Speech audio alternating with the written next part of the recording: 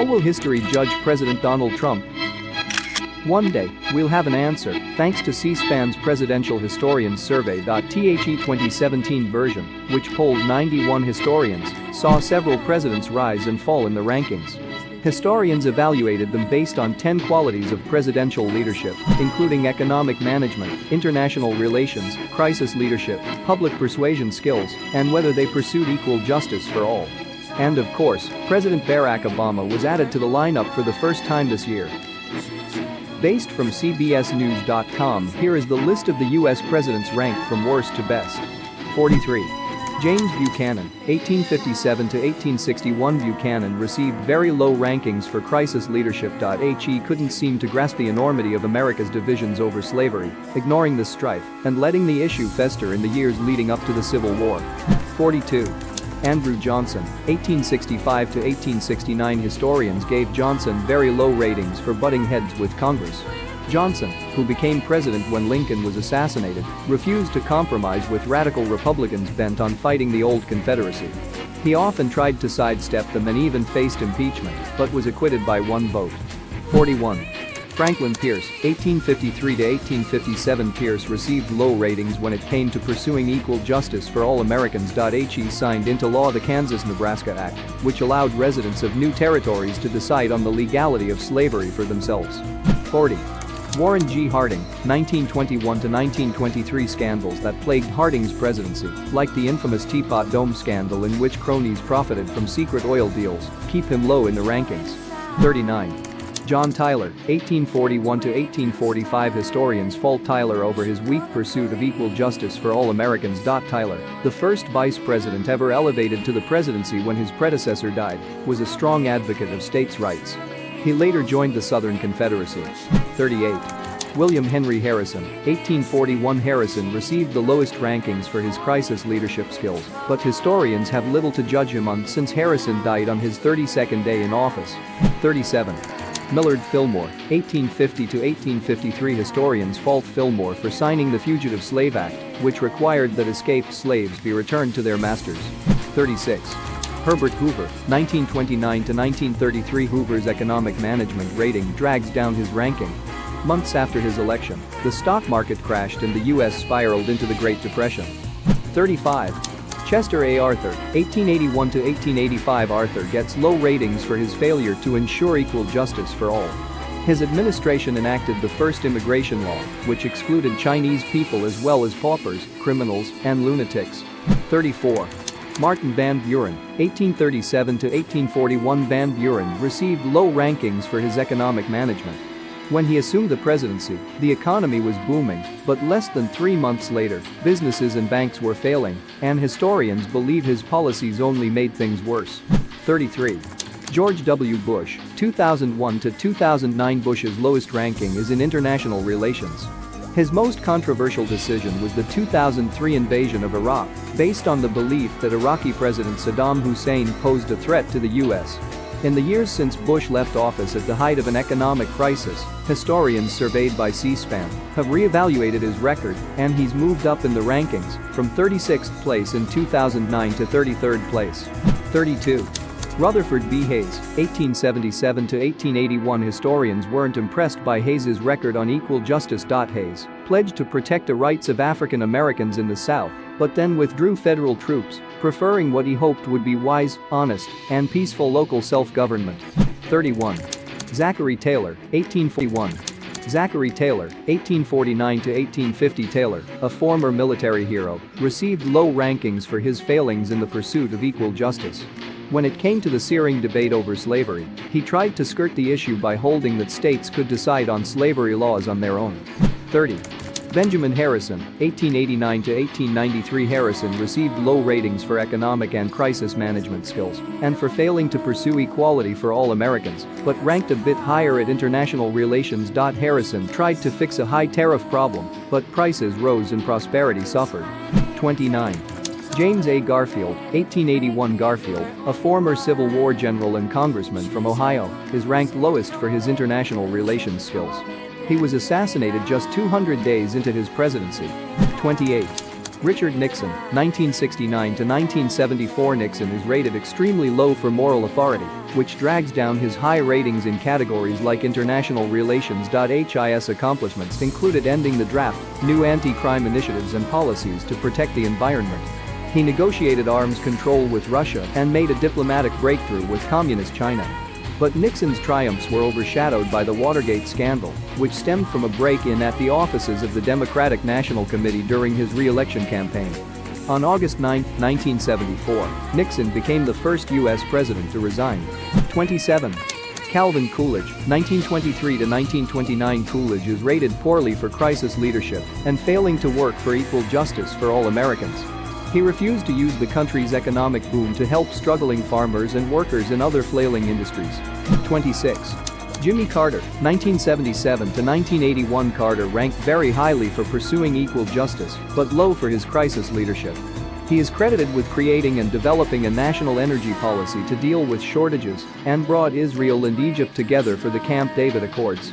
But his administration struggled with economic stagnation and experienced setbacks like the Iran hostage crisis.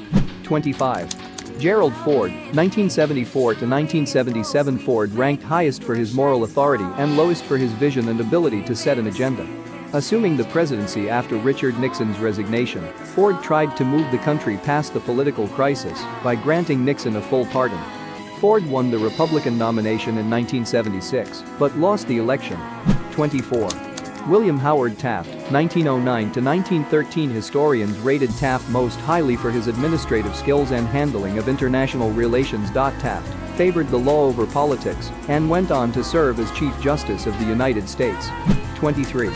Grover Cleveland, 1885 to 1889 and 1893 to 1897. Cleveland dropped from 17th place in C-SPAN's 2000 survey to 23rd place in 2017.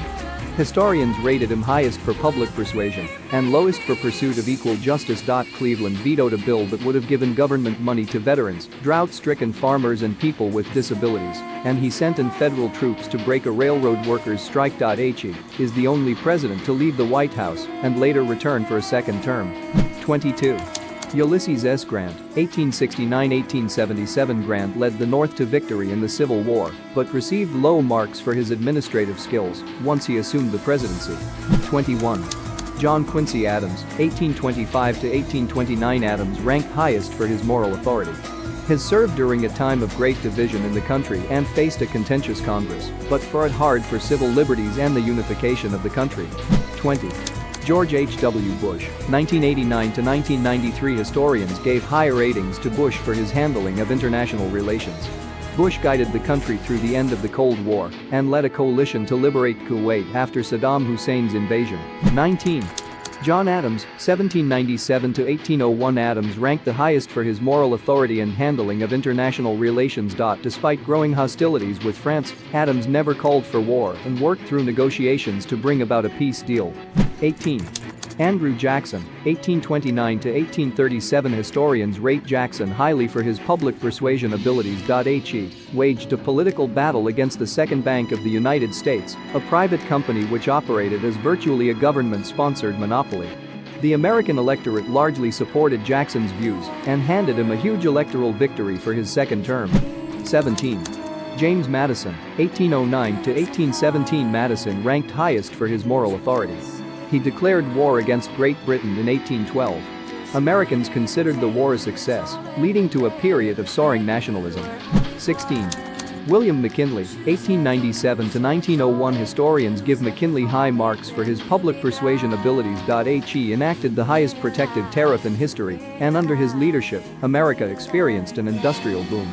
He also led the country through the Spanish-American War, in which the U.S. conquered the Spanish fleet in Cuba, seized Manila in the Philippines, and occupied Puerto Rico. He was assassinated by an anarchist less than a year into his second term. 15. Bill Clinton, 1993 to 2001. Clinton's ranking jumped from 21st place to 15th place in the C-SPAN Historians Survey between 2000 and 2017. His highest rating is in public persuasion. The first baby boomer president, Clinton was the first Democrat since Franklin D. Roosevelt to win a second term and, among other achievements, proposed the first balanced budget in decades and reached a budget surplus. In his second term he faced impeachment over his liaison with a White House intern, but was acquitted by the Senate. 14. James K. Polk, 1845 to 1849. Polk ranked highest for his vision and agenda-setting abilities. Under Polk's leadership, the U.S. acquired more than 800,000 square miles of western land, extending its boundary to the Pacific Ocean. 13. James Monroe, 1817-1825. Historians commended Monroe most for his skillful international relations. He established the Monroe Doctrine, which warned European nations not to colonize or interfere with the Western Hemisphere. 12. Barack Obama, 2009 to 2017. Obama debuted in 12th place on C-SPAN's list. Presidential historians rated him highly for pursuing equal justice and for his skills at public persuasion. His signature domestic policy accomplishment, the Affordable Care Act, also known as Obamacare, was unpopular with Republicans but extended health insurance coverage to 20 million more Americans. His administration helped guide the country through the Great Recession and rescued the U.S. auto industry. Historians, in the C-SPAN survey, gave him weaker marks for his dealings with Congress and international relations. 11. Woodrow Wilson, 1913 to 1921. Wilson rated most highly for his vision and ability to set an agenda. He moved many pieces of important legislation through Congress and in 1917 convinced Congress that America could no longer remain neutral in World War I. Lyndon Johnson, 1963 to 1969. Johnson tops the charts for his efforts in pursuing equal justice for all Americans. Taking office after John F. Kennedy's assassination, Johnson secured enactment of a landmark civil rights bill. He urged the country to build a great society, a place where the meaning of man's life matches the marvels of man's labor, which became his agenda, resulting in Medicare for the elderly, increased aid for education and anti-poverty programs. 9. Ronald Reagan, 1981 to 1989. Reagan's ranking in the C-SPAN survey has risen consistently since 2000, largely due to more positive views of his economic management and crisis leadership. He also scored extremely highly for public persuasion skills and setting the national agenda. By working with Congress, Reagan was able to pass legislation that sped economic growth and strengthened national defense, advancing his vision of peace through strength in the years leading up to the end of the Cold War. 8. John F. Kennedy, 1961 to 1963. Historians credit Kennedy most for his skills in public persuasion and his vision. He also rates well for crisis management and handling international relations. He stood up to the Soviets and successfully defused the Cuban Missile Crisis, vowed to put a man on the moon, and pushed for progress on civil rights. He was assassinated after barely 1,000 days in office. 7.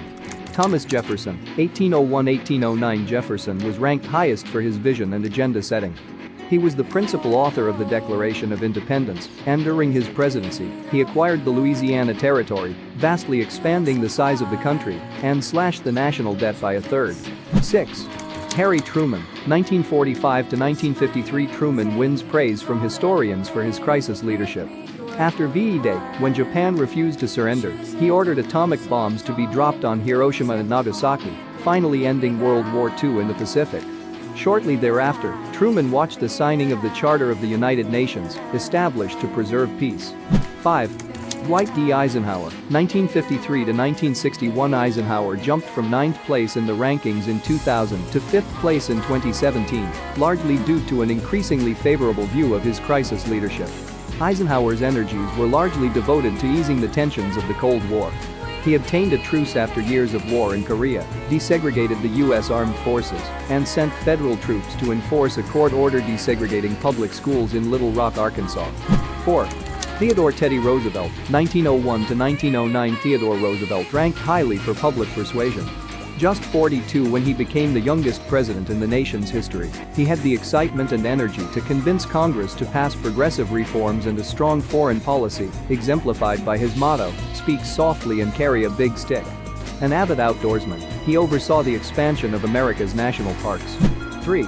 Franklin D. Roosevelt, 1933 to 1945. Historians laud Franklin D. Roosevelt for his skills at public persuasion, ranking him first among all presidents in that category.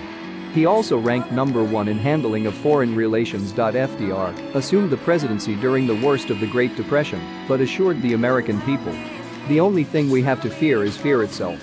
He also led the U.S. through the perilous years of World War II. 2. George Washington, 1789 to 1797, the nation's first president, ranked above all others for moral authority, economic management, and overall performance. Within the context of his times. Washington fought hard for the Constitution, feeling that the Articles of Confederation were not functioning well for the country. He was disappointed to see the country becoming more politically divided toward the end of his first term and set a precedent by choosing to retire after his second. 1. Abraham Lincoln, 1861 to 1865. Lincoln's first-place standing in the C-SPAN survey is due to high ratings across the board, but historians hold him in highest esteem for crisis leadership. He led the country through one of its most trying periods, the Civil War, and in 1863 signed the Emancipation Proclamation freeing the slaves.